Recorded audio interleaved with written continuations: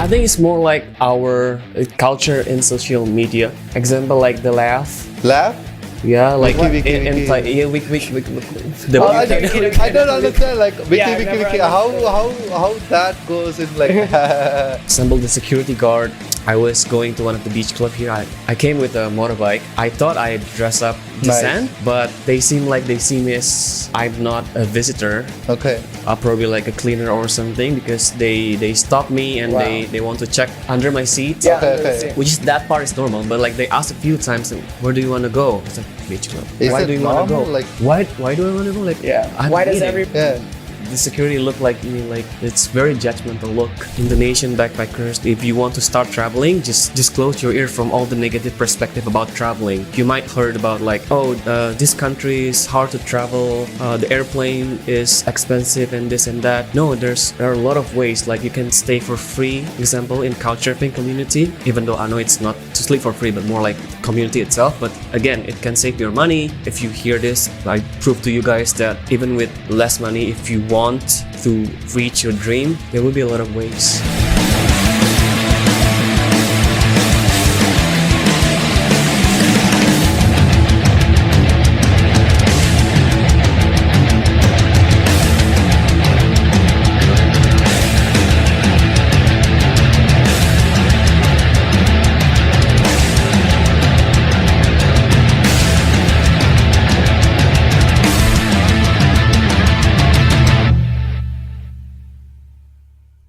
Scoopy Gang, welcome to the new week. And I'm TJ as your host. And today we have Mr. Lewis, one of our close friends. And he's been traveled a lot, which I thought will be helpful for us today. And we have Indonesian backpacker, Pandhu, which traveled almost like how many countries? Ooh, I haven't counted. You haven't That's counted? a good question. Can you guess like 30 countries or I think 20 20? Okay. something. But you've also traveled a lot within Indonesia itself, Yeah, right? yeah. Yeah. So, like, as an Indonesian backpacker, have you ever felt like when you get out, like, is there any stereotypes you felt like? When I get out of Indonesia, Yeah. for sure, especially outside my mother language area, which is Southeast Asia. If I go to Turkey, if I go to like Jordan, it's totally different than us Southeast Asian. But I think it's just exciting to see the differences. Any crazy stories that happen? Yeah, for sure, a lot of crazy stories. I think one of the craziest thing that I did was India. Oh, India. Yeah, Shit. but I love India. I Right. traveled to India 2 times. The first one was like a month. The second Okay. one was like 2 months. So I explored a lot of cities. But I would say in one sentence, it's like a beautiful mess. Beautiful Right. mess. He's been to chaotic. India Yeah, too. I also It's been- chaotic, yeah. but I kind of like the chaos itself. Yeah. Because for me, it's unique. It's challenging. Yeah. Right. It's just a lot of things that I haven't seen before Yeah. that happened on the journey. Okay. But is there anything that stood out? Like Yeah, that was like a something that weird or happened to you. crazy experience Yeah. that you had there? Do you want to talk about negative thing or? Anything. Oh, yeah, you it's tell what us, comes to yeah. your mind Yeah, first, yeah, right? yeah. So it can be negative, neutral, positive. Well, first of all, the colors of the Life, yeah. Everything is colorful, yeah.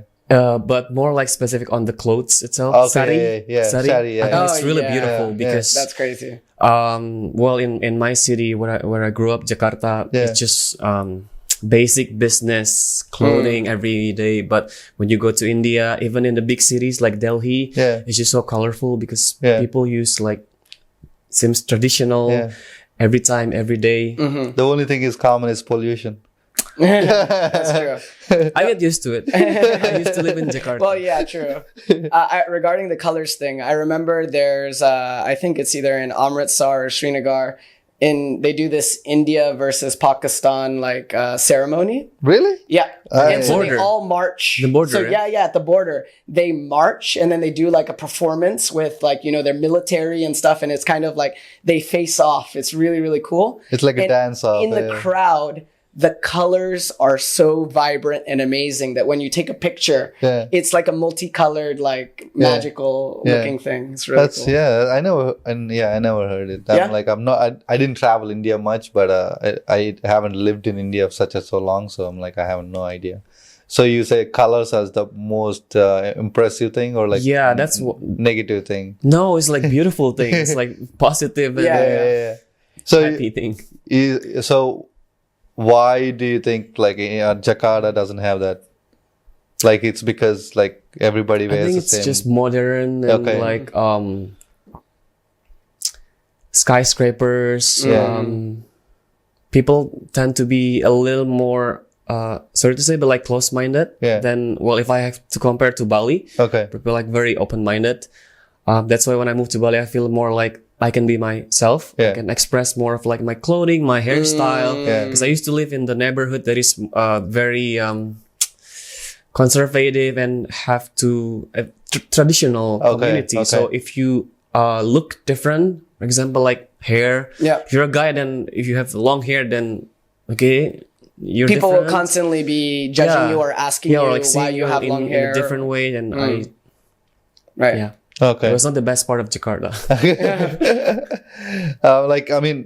What about other countries that you went and you felt like, oh, you're Indonesian? Is they like, okay, if let's imagine me, I grew up in India, I went to US and I live here, and people like instantly go put me in a box like I'm Indian, like you're like they start talking to me about India. I'm like, I have no relation with India, you know.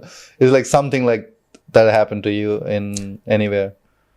I don't think so. Right. Yeah. Because I don't think people, when I travel outside, I don't think people can really guess where I'm from. Okay.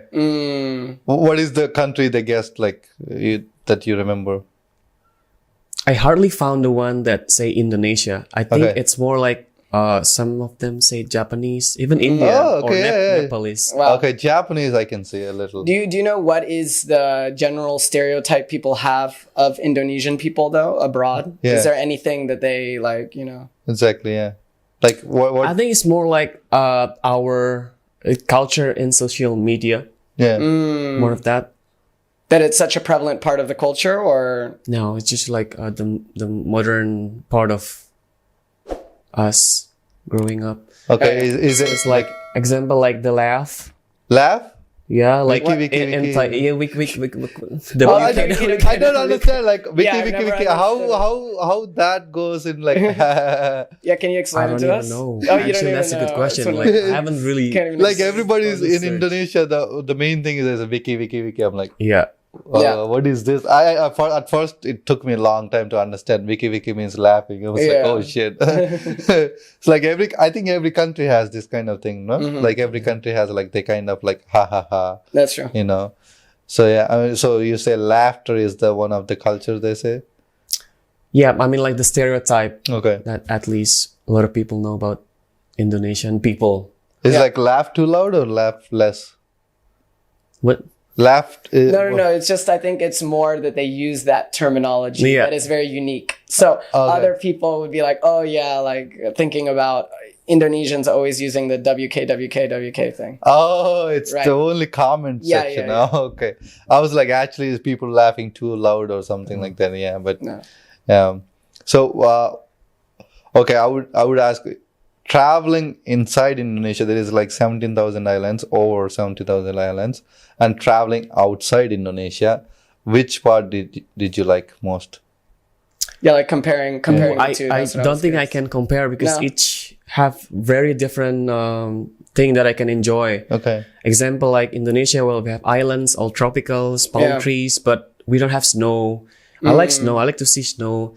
I went to India to actually the first time my first snow experience was in India. Okay. So near Nepal, right? Yeah, in Manali and Upper Manali. So both things cannot be like I cannot compare because both beautiful. I guess what about the advantage of knowing the language in Indonesia so that when you travel, I feel like, you know, you can generally connect with everyone you meet, right? And that's even like in villages and things like that. Whereas if you probably have the same experience somewhere else, I mean, not everywhere is English speaking. So that's probably a benefit of traveling within Indonesia, right? Yeah. And we probably get a cheaper price too, because Yeah, of course, if you the speak sucks part, if you look like No a foreigner, tourist then tax. they'll try to make money. But did you like? I heard like Indonesians get like here if they go to a restaurant, they don't get that much respect as he gets, right? Right. Yeah. Actually, yeah,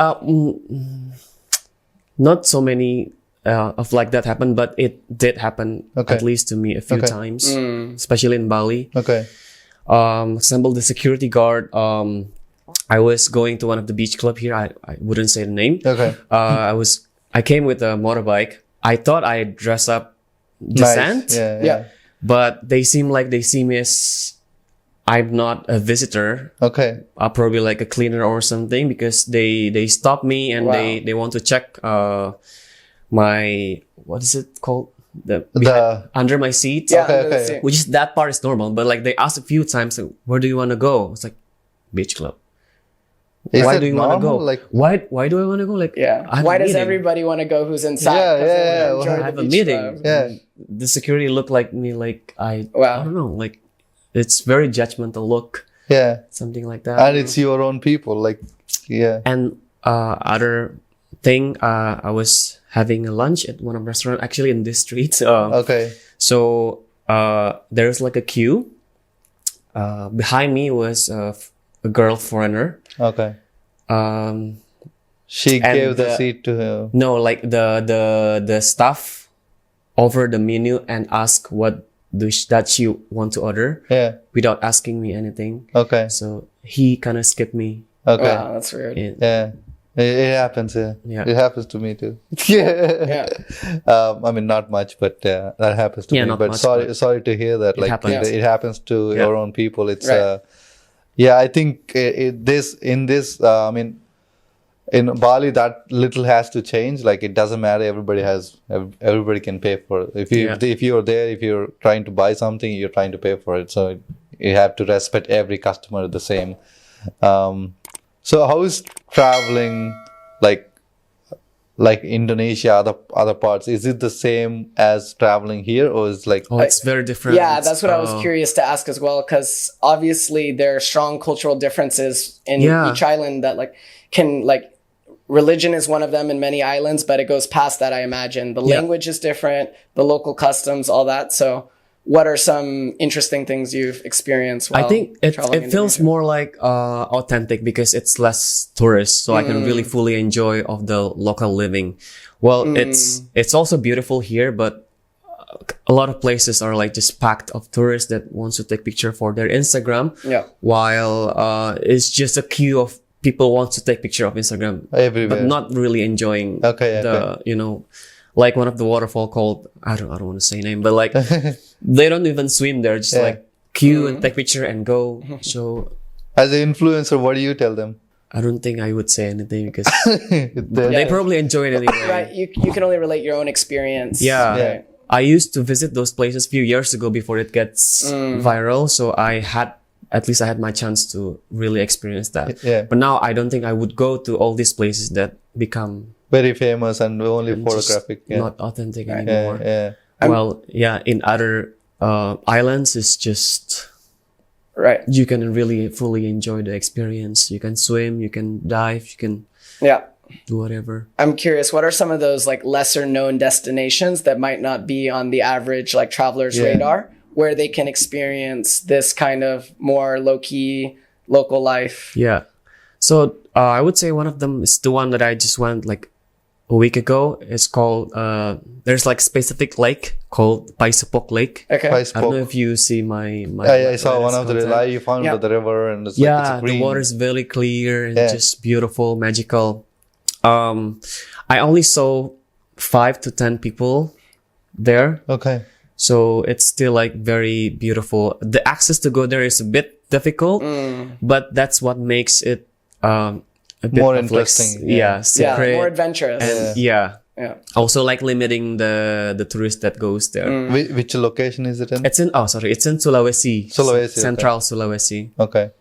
Are there other nice destinations in Sulawesi? Oh Like, yeah. I visited I think seven magical places in just that city. Wow. And Sulawesi is like the whole big island. So Wow. And so 7 nice destinations even in that one city. yeah. Wow. How do you go by Magical. finding all these places? Like, as a normal person couldn't able to find it, right? How do you find it? Well, in the local community, it's actually went kind of like a bit of viral. Okay. But I don't think it have been viral in the international market. So for us, it's easier to find because we talk about it, especially in Indonesian content creators. You should go here, you should go there. And yeah. But somebody has to go first and like tell somebody, right? So Yeah. I feel like if it's only like known only few 3 people, it's like Yeah. it's hard to get to anywhere. Yeah. Like since you're saying it now, people will watch it, but like you also posted out real people will watch it. Yeah. The thing is that place went viral in the last 2 years already. Oh, okay. But when I went there last week, it's still like less people because of it's How a little to hard get- to get there, Yeah. the access. So it's limiting the travelers, which Yeah. is kind of good because, Exactly. it makes the place still clean and authentic. Yeah. Like more untouched. Yes. Yeah. Why do you think it is hard to get there? It's like the roads are not good or like So you have to take few transportations from Okay. flights and then boats and then a car ride for a few hours and then you get there. So how long did you stay? When you get there, how long did you stay? We arrive in the morning and we stay until almost sunset. So the whole day Okay, just okay. in that lake, That's good. Wow. That's which good. we fully experience Yeah. everything. Yeah. People usually go for like they all do like 4 hours, 5 hours a trip, and they stay there for like 30 minutes, and they go back. Right. Once they've gotten their Instagram pictures, they're ready to go. God, I'm like, it's all. I think. What do you think about people like only focusing on the pictures, like nothing else? I cannot judge. Maybe it's No, not judging. Like I'm maybe think like yeah. Maybe it's their way of enjoying the travel itself. Yeah. You know, because when my video went viral, I also read a lot of comments that most of the comments are like, "Oh, I'm scared of crocodile. I don't want to swim there. I'm scared of the bacteria eating brain. Blah blah blah blah." So maybe they just afraid, so Yeah. they don't stay and swim that long and just Yeah. take picture and go. Maybe it's one of their concern. But as long as they're not bringing a negative side to the place, then I think it's fine. If you just want to take picture for 30 minutes and go, okay, like just be a respectful Yeah, yeah. tourist. Yeah. I think it's fine. Yeah. So why did you start traveling? Why? Yeah. Oof. I think I always have this curiosity of the world outside Yeah. since I was young. Yeah. So since I was a kid, I like to read encyclopedia books about 7 world wonders, and I just start to imagine the world outside. I always have this big dream. One day I'll travel outside Yeah. and I see it by myself. Yeah. And yeah, that answered my big dream. I think it was in 2014 when I started traveling. Okay. And what's the story of how you made it happen, given you had this dream? Yeah. But I'm sure it's super challenging. Like It not, is. not Yeah, it everyone is. has the resources or the opportunity. Yeah. And the So- money. Yeah. Yeah, money is my big issue because I grew Right. up in an ordinary family. I would never ask my parents for like, example, like, can you buy me a phone? Or, I always been like, taught to be independent and, start to make money by my own since I was young.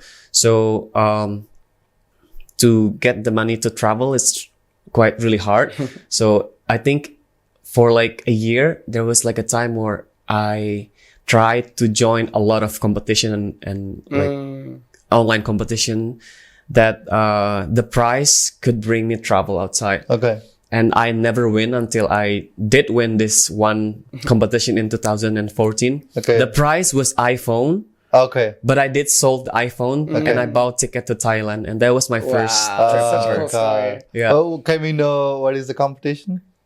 It was it's from a snacks brand, Okay. but they want us to make anything with the packaging itself. Oh, And I okay. made like a dress, Okay. like It's kind of new packaging style they want. yeah, Okay, cool. so more like creative competition, Yeah. something Wow. like that. Thank you for them. Yeah. For making you Yeah. dreams come true. Right.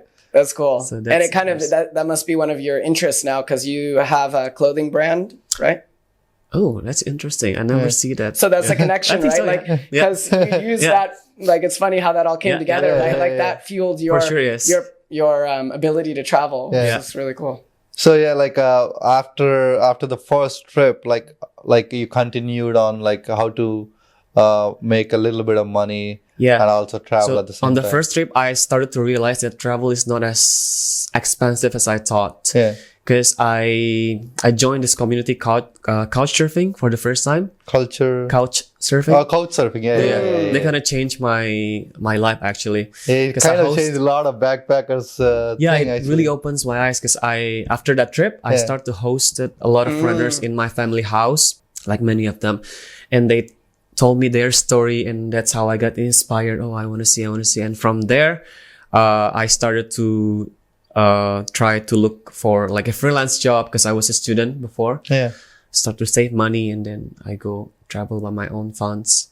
What do your family think about you traveling? You said like close. I don't think they never really say anything Yeah. because like again they taught me to be independent person, so Yeah. if you want to go, you go, as long as it's your own Yeah. funding, your Yeah. own money, and you can take full responsibility of yourself, then Yeah. it's fine for us. Now are you backpacking or living in luxury hotels? Yeah. Well, yeah, I used to be a backpacker, Yeah. but in 2020, I would say my life kind of changed. Yeah. So I started to have luggage, Yeah. luggaging. Yeah, luggage. That's what they say now. To like upscale like your content and your Yeah, lifestyle at yeah. the same time. Yeah. What do you see the difference between backpacking and living in luxury hotels? Both have plus and minus. Backpacking, I like it a lot because it's more challenging. I think it can left me more stories than the luxury itself, because luxury you tend to stay in your comfort zone, Yeah. while in backpacking you're like staying outside your comfort zone, so you will have the chance to face more challenge and struggles, especially when I was in India. Yeah. But that challenges and struggles left me such a great life story that I can tell to my audience and to my family.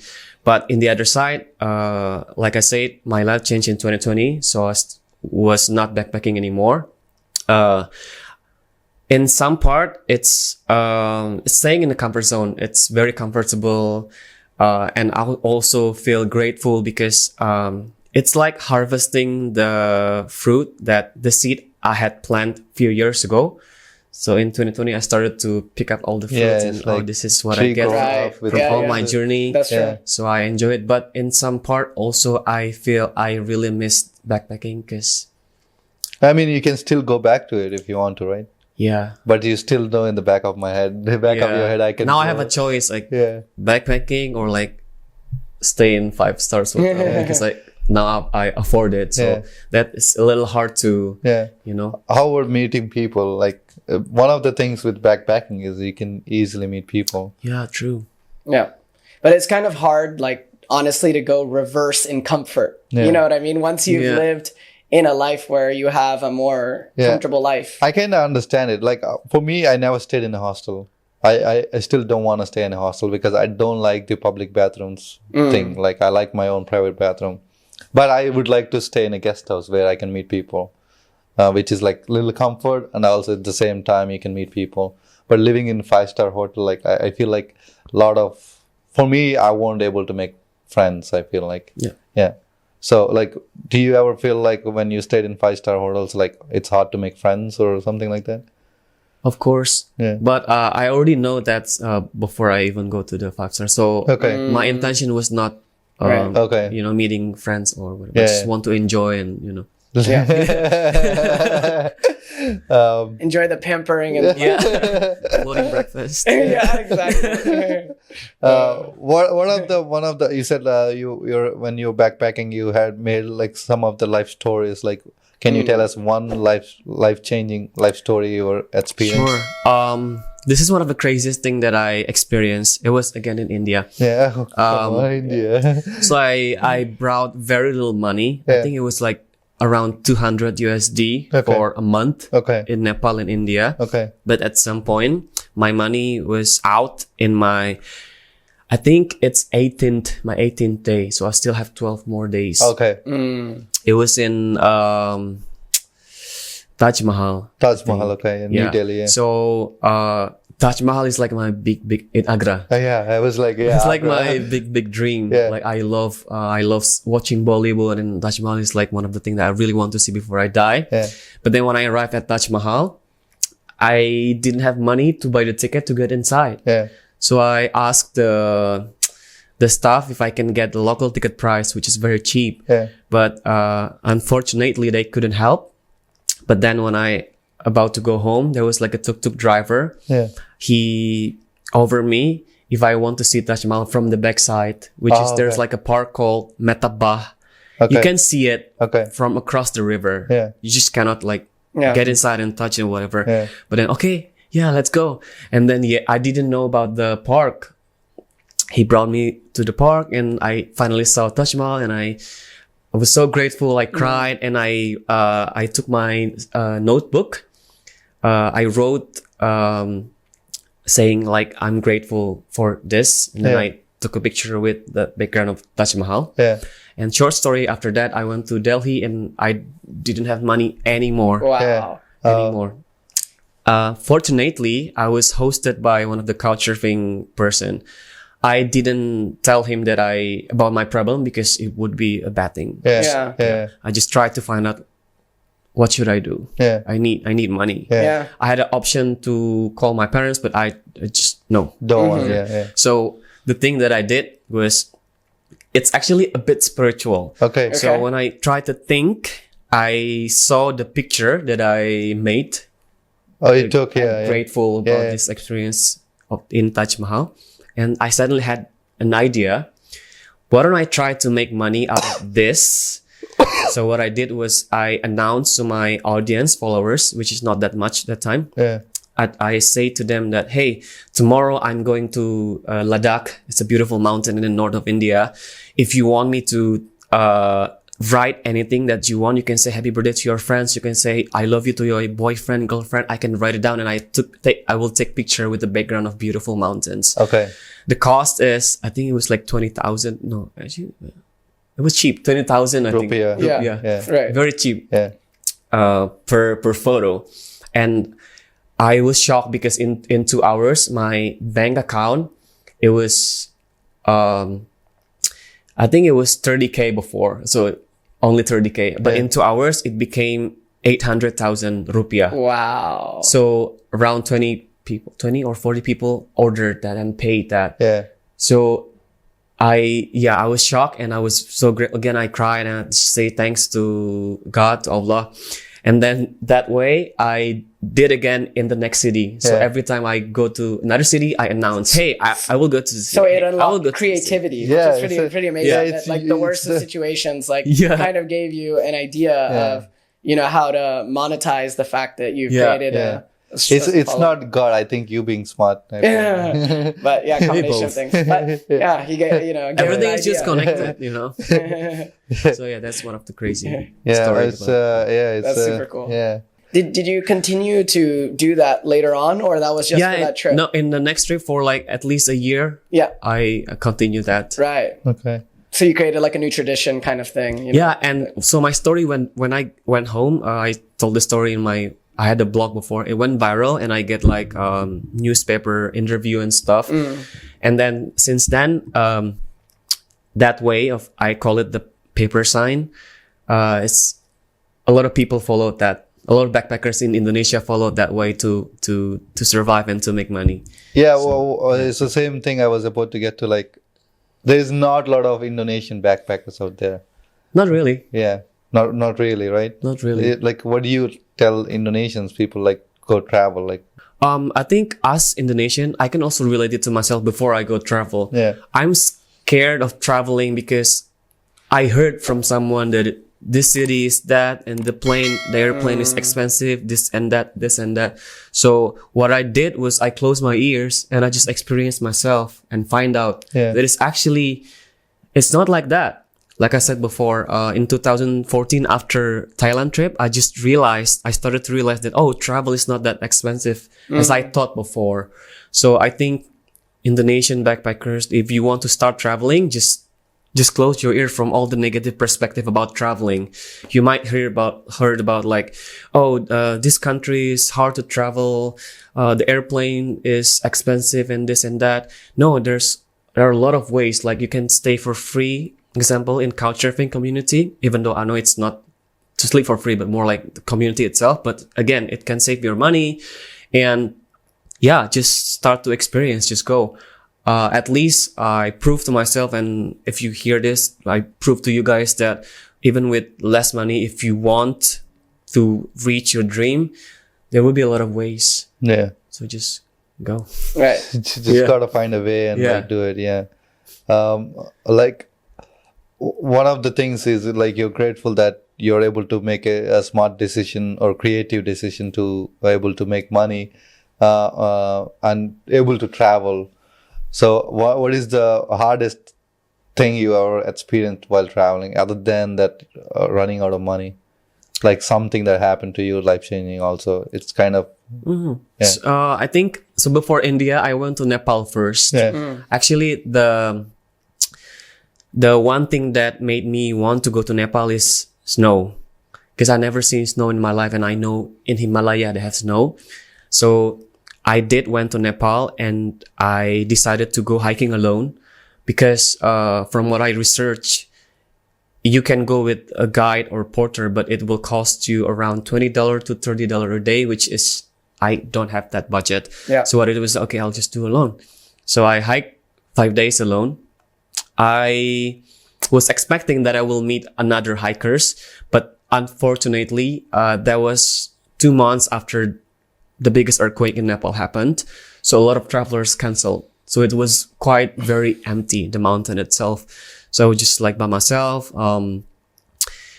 Even at the top of one of the top, there are lots of tops. On the top, I reached the top, and it was just me. And I started to cry, and again, I cry a lot. On the way back, I got lost in the jungle. Oh, That's super scary. Yes. Alone in the jungle. Yeah, it was like a real jungle where you have to cut because it's like high grass and trees, so you have to do that. It was like a big struggle because I tried to follow a river, I tried to climb, and the sucks part is that I think it was like not rain season, how do you call it? Monsoon season? Yeah. I'm not sure. But there are lots of leeches. Oh, wow. And it started to crawl all in All over my your food, skin, yeah. even in my hands, even some of them in my head. That's really It's just, scary. they are just everywhere. Yeah. So I have to fight that in the middle of my frustration in being lost in the jungle. But short story, I tried to climb a little cliff. Then after I did arrive at the top, I see a farmer house, a little farmer house. So I went to them. There was like one girl. She was doing something with onions. okay. She was shocked seeing me because I look Covered like in leeches, imagine. yeah, I look like zombie. Blots because of the leeches Wow. and dirty. That's crazy. But she understood that I got lost, Yeah. so she helped me. And I think came two of his brothers and Mama and Papa, and they offered me if I want to stay with them one night, and it was like very beautiful experience. Yeah. They don't have electricity. They grew their own food, so like corns and cows and goats and stuff. And the next day, they showed me the nearest village where I can start to find the path to go down. Wow. But it still also turned out to be beautiful. Yeah. But Yeah. It's hard But work, still, when yeah. it's not beautiful while he's in the jungle Yeah. covered in No. leeches. So Yeah. at that point, you have to wonder, like, am I ever going to get out of here? Yeah, you know? yeah. That's so, what I thought. so yeah, you have to have some willpower too to Yeah. not like give up in those situations, you Yeah. know? I think one of these things actually make you successful also. Like you went through all this hard work to get where you are right now. It's because people watching, nothing is easy. You got to do your work. Yeah. Right.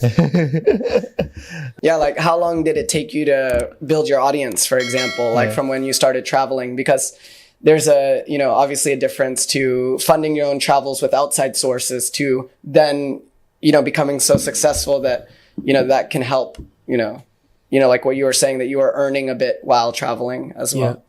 So it started not as fast as now. Now it's like, I think if you want to grow audience, it's a lot easier because you have the algorithm of TikTok and Reels that can make you viral quite very easy.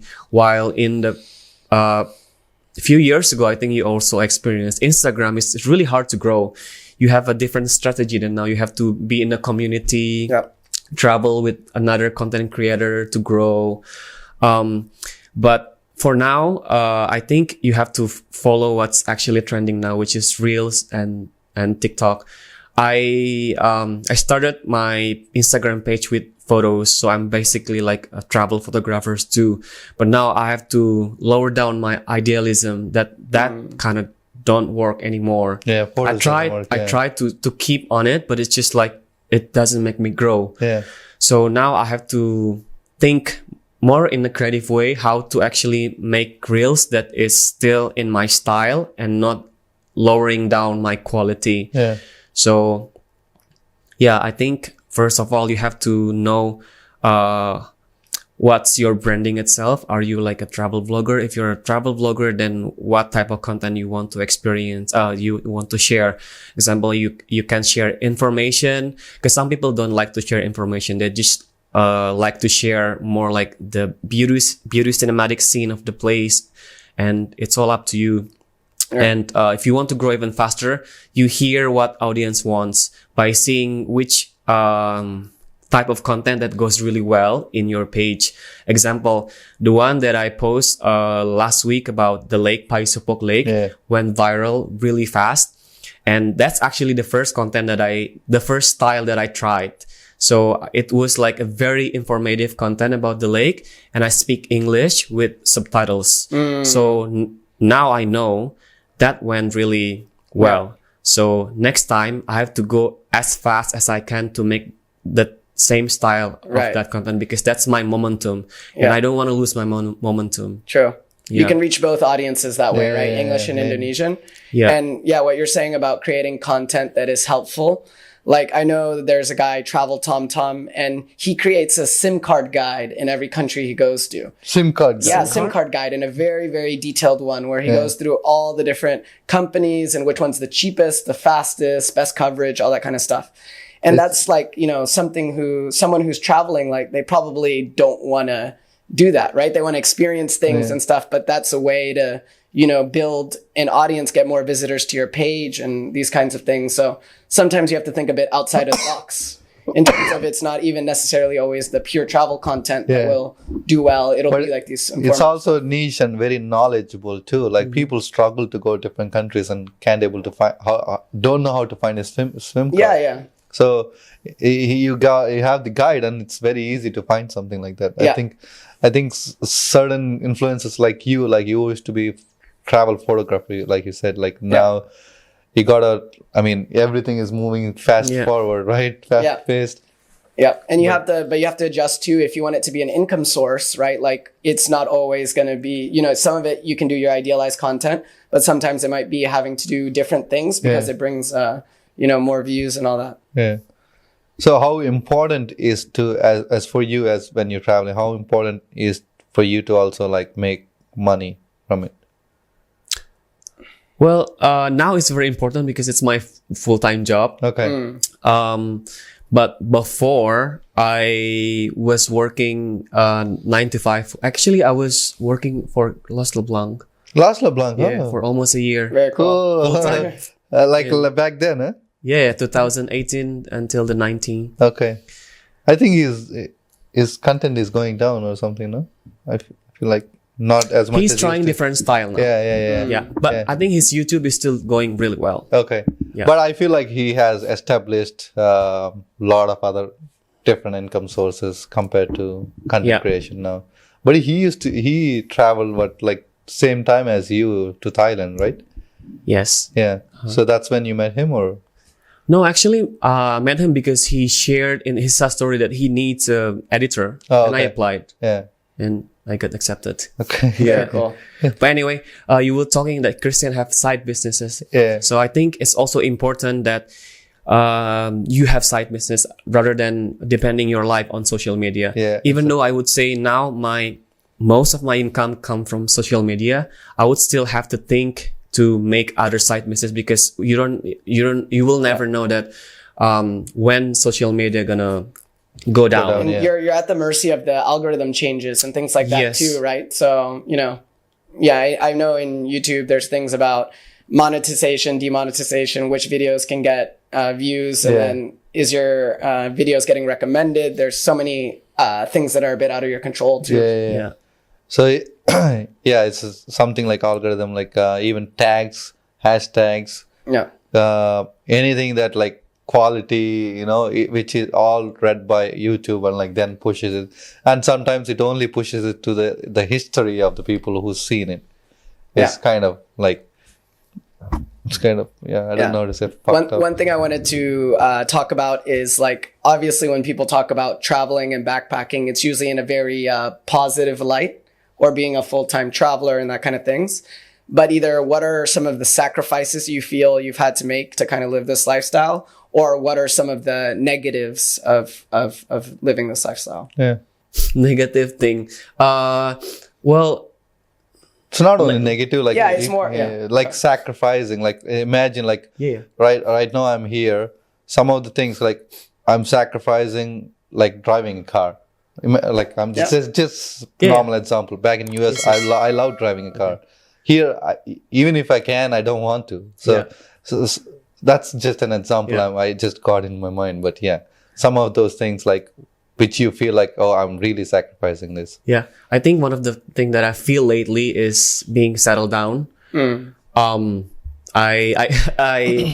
29 years old. I don't know, but I always think that I'm quite very old now. Everybody thinks. I just hate time is running and blah blah blah.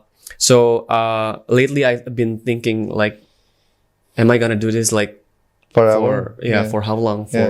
Forever? Yeah. Then it's hard for me to find a settled community, even like if I can talk about relationship and like house and just friends, because first of all, I live in Bali where people come and go.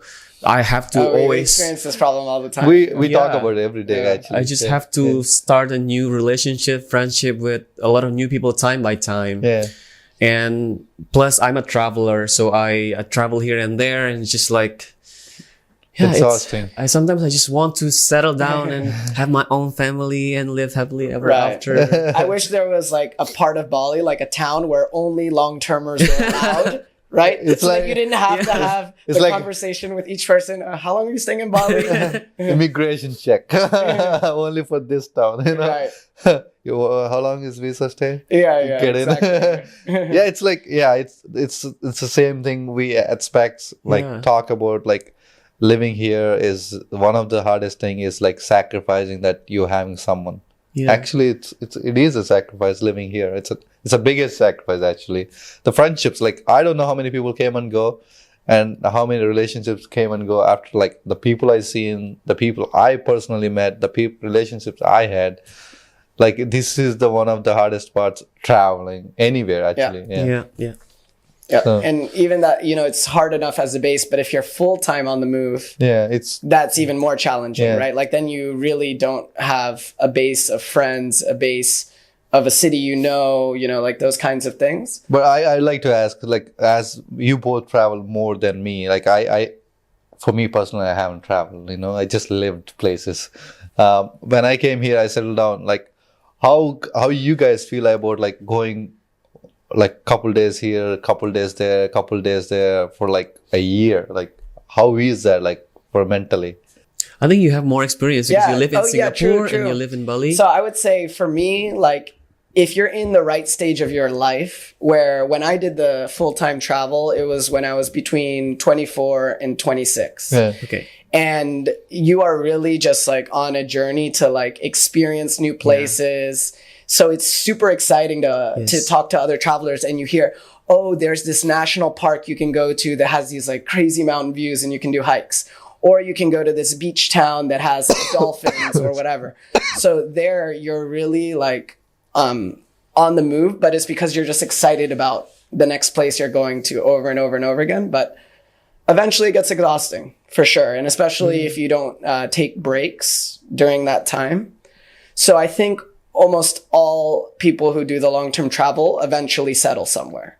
At the very least, have one base or two bases where they spend either 3 months or 6 months out of the year.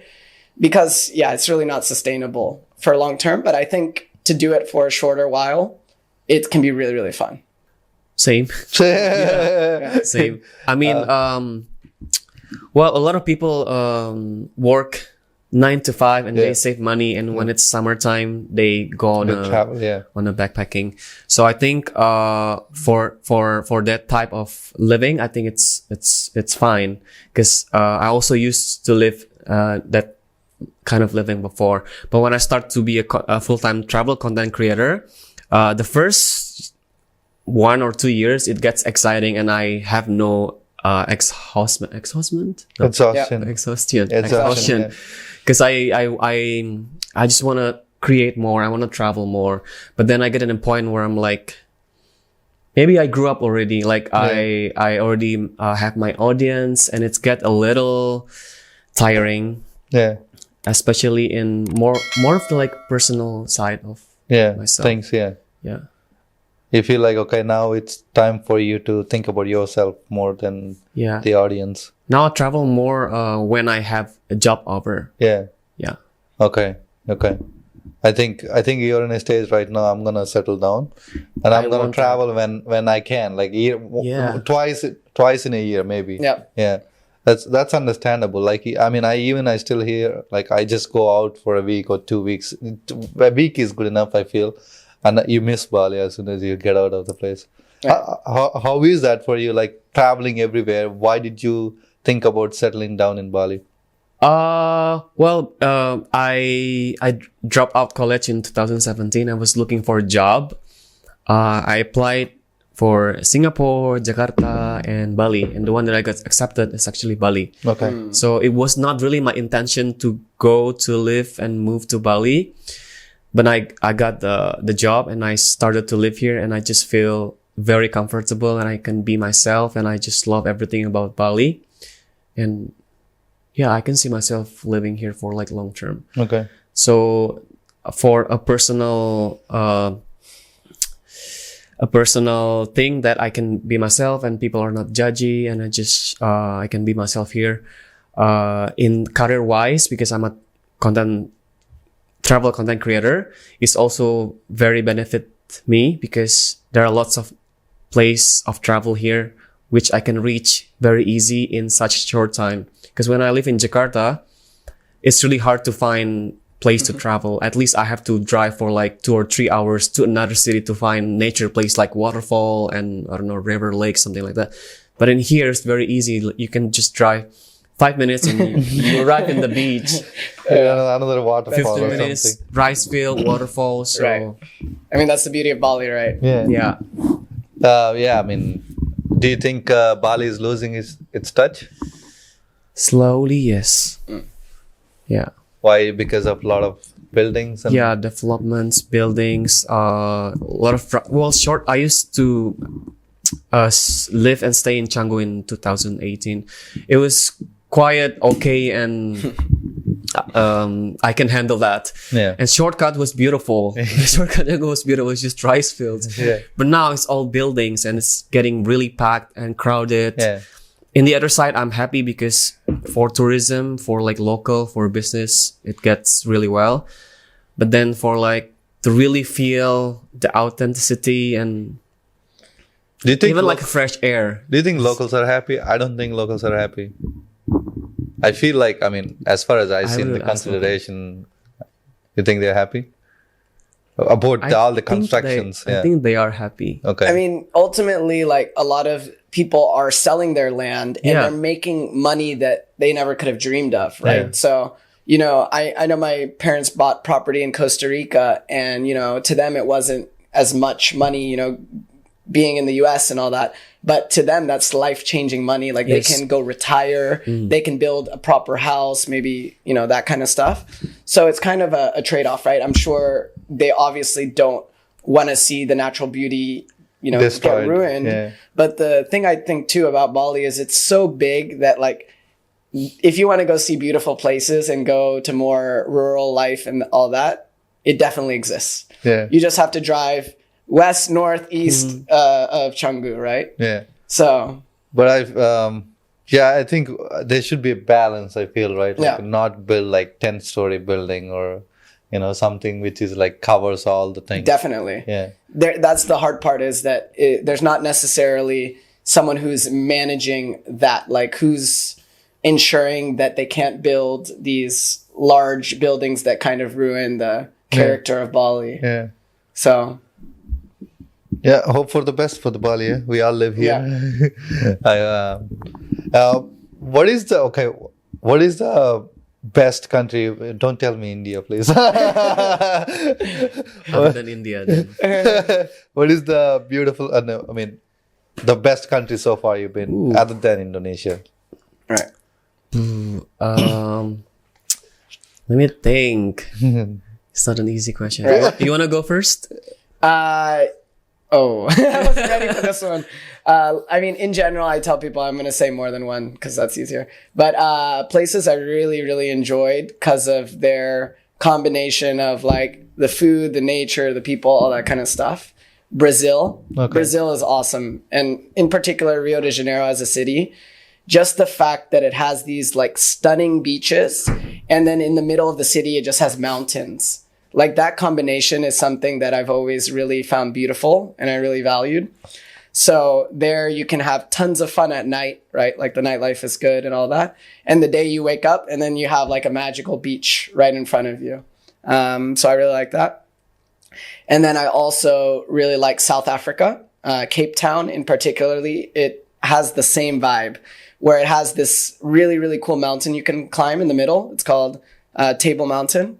So you can do that during the day. And then, unfortunately, the water's too cold to go into. So that's kind of the downside. But you have really, really stunning beaches and good nightlife and all that. So those are two places I've always been like drawn to and had really memorable experiences during my travels. And then Indonesia is also really amazing, and that's why I ended up living here. Yeah. Because my question was, why didn't you live in Rio? Why are you living in Bali? But in Brazil, there's a huge safety issue. Like every time you enter a bus, you have to be like scared something can happen walking the streets alone. So like, for a short while, you can live with that. Like say if you're there a week or two, but day to day for a year, having to always, walk out and be, covering your pockets and things like that. Like, I think the anxiety from that safety issue would really get to you. So you'd say Bali is safe? Much safer than Brazil for sure. And South Africa also has the same issue. Yeah. A lot of crime. So I cannot say India, right? People will already know you love India. I guess maybe you've talked about India a lot. So maybe what's your second For favorite? sure. Japan, I would say. Oh, yeah. Yeah. I haven't really traveled as much in Japan. I just went to 2 cities. But at some point, it makes me very comfortable in traveling there. It's just more, calming. Maybe because even though in the big city, it's like a lot of skyscrapers and a lot of people, but I don't feel chaos. Okay. People are calm, you think? People, not really in that, but more like respectful and helpful. Yeah, it's like, So the way they bow down and even though they don't really speak English, they are really willing to help. Yeah. It's like a culture thing too. Yes. Yeah. And again, among a lot of skyscrapers, there are lots of temples. So it's in between of mix of culture and modern city. Also, how clean it is. Like I barely see any trash, not even like a small plastic bag or like a bubble gum. So fresh air, good quality food. So now I feel like, I want to ask like general question. It's also a question to myself also, that like, have you guys noticed that the strong cultures and the the places are safe and the most traveled places are like with biggest strong culture and safe, feel safe. Yeah, I feel yeah. like Bali I mean, those is for because sure. also of that. So, like, I know Singapore for sure has the safety thing going for it, that a lot of people go there because it's safe, clean, and all that. But maybe there, the culture isn't as developed just because it's been a country for a shorter while, right, than a lot of other places. But yeah, like you mentioned, Japan has such a history, and it's particularly island countries, because they have such little exposure to other cultures because of that, which you can characterize Indonesia in that as well. I think they can develop really strong, distinct cultures, and people are drawn to that, right? Because if it's so different than where you grew up or anything else you've experienced when you travel. Because if you go to Europe, you know, if you're from a Western country like the US, yes, the cultures are different, the food is different and all that, but there's still some familiar feeling, I think. Like, you know, so. Please comment below how important is culture when you're traveling. Right. I feel like it is very important. Like, Definitely. I mean, without like you noticing it, subconsciously you are choosing to go to the place. Bali, especially, people come here. The main reason they give is like nature, and the second thing is strong culture. Yeah, that's right. So I hope Bali doesn't lose both of them, you know? Right. I think, yeah, please tell us how important it is. Like, what do you think about culture is like, I mean, you traveled, I mean, of course you went to India because of like different things and like, yeah, Japan. And did you ever think that, okay, I need to go here. It has a good vibe, like culture vibe. Yeah, I think it's a personal preference. Yeah.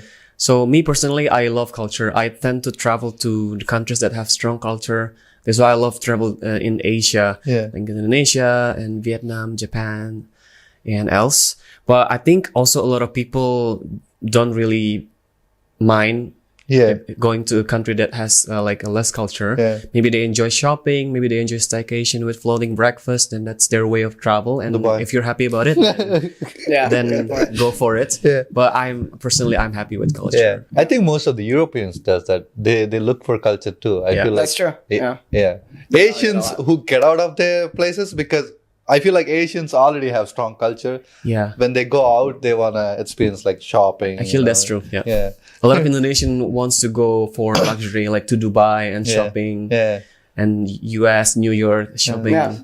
Skydive. I mean, it's also when you grow up, what dream were you sold, right? Like, because I think, you know, if you're already from a place like the US where they already believe that, you know, they have like some of the best things, then you maybe saw movies or stuff set in remote locations, or, you know, like I know there's one famous movie, The Beach, with Leonardo DiCaprio, that's set in Thailand in like, you know, one of the remote islands and jungles.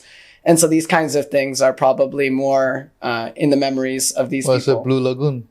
Is it Blue Lagoon? Maya Bay. Diamond?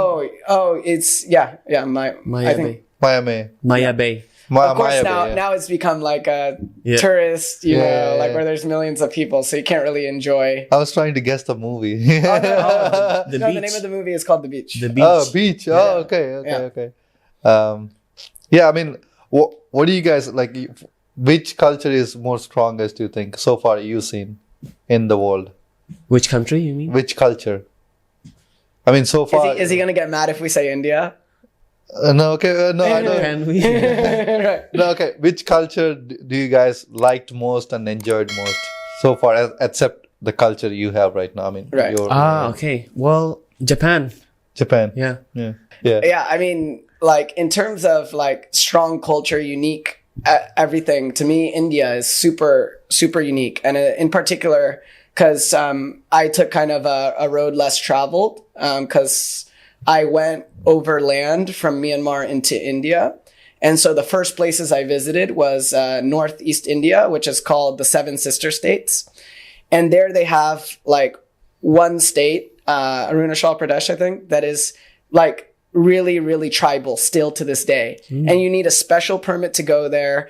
And when I went and visited, like the people still do all the tribal tattoos, and the women get gauges where they get the piercings here in their nose, and they still live that kind of rural tribal life. And at the same time, in those states, you could go to one that is like, almost, I think, 90+% Christian, right? So they have completely different foods than the rest of India.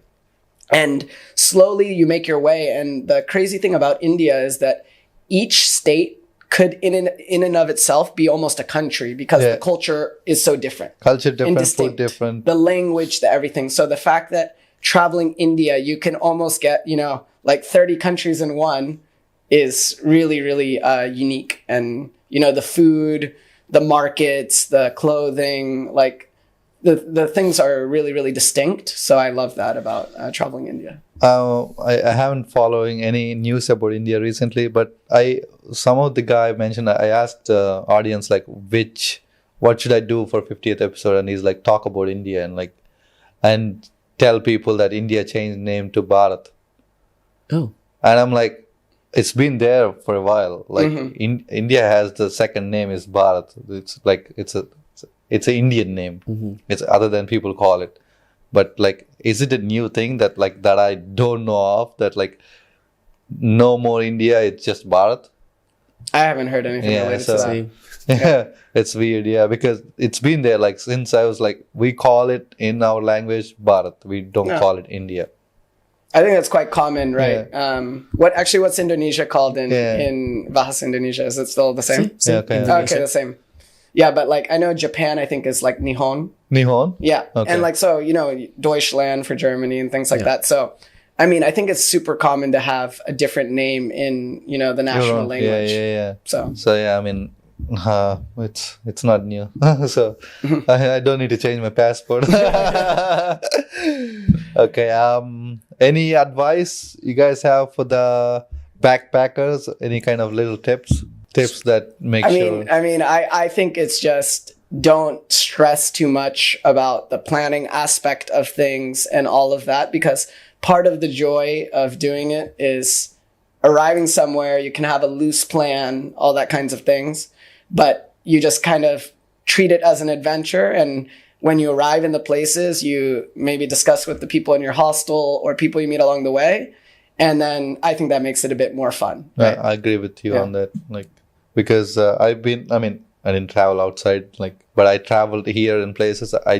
We pick a place. Sometimes we don't even book a place. We go there and find a place and then try to figure out what to do. Because stressing is not going to help in traveling. It's somewhat stressing itself traveling, but if you stress more, you're gonna get exhausted, frustrated on yourself, of course, on the local people too. So it doesn't help. Yeah. Any advice from you? I think I want to give advice more of you guys if you want to be a content creator, specifically in travel industry. I would say do it with passion and do it from your heart, because maybe a lot of people or a lot of my friends out there wants to start to be a travel content creator because they want to make money. They want, I want to be like him because I want his way of living. It must be fun to travel and make money and blah blah blah. But in the end, when they try, they give up already after a few months or like specific time of trying, because they don't feel like it's their passion. Because when you do it with your passion, even though you're not growing as much, you will keep doing it. That's what I did. I did this because I love it, and I didn't have, the first time when I started this, I didn't have any intention to make money or like to be like a famous travel blogger or whatever.